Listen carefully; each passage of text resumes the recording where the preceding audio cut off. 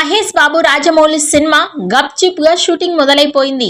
ఇప్పటికే మహేష్ బాబు ప్రియాంక చోప్రాలపై ఓ కీలకమైన సన్నివేశాన్ని 5 రోజుల పాటు అల్యూమినియం ఫ్యాక్టరీలో వేసిన సెట్లో తీర్చిదిద్దారు.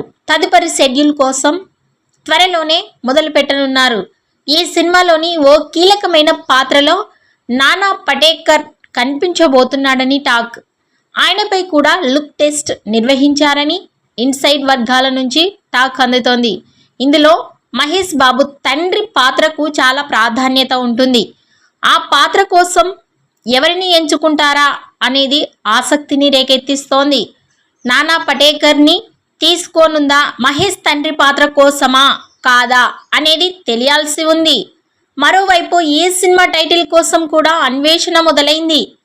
మహారాజ్ గరుడ అనే టైటిల్స్ ఈ సినిమా కోసం పరిశీలిస్తున్నారని వార్తలు వస్తున్నాయి. ఇవి రెండు ఇప్పుడు పాత టైటిల్స్ అయిపోయాయి కాబట్టి వాటిని పక్కన పడేసి ఇప్పుడు జనరేషన్ అనే అర్థం వచ్చేలా ఓ పాన్ వరల్డ్ టైటిల్ కోసం అన్వేషిస్తున్నారని తెలుస్తోంది. ఈ కథకు తరతరాల లింక్ ఉంది. అందుకే అలాంటి టైటిల్ యాప్ట్ చేయాలని భావిస్తున్నారు.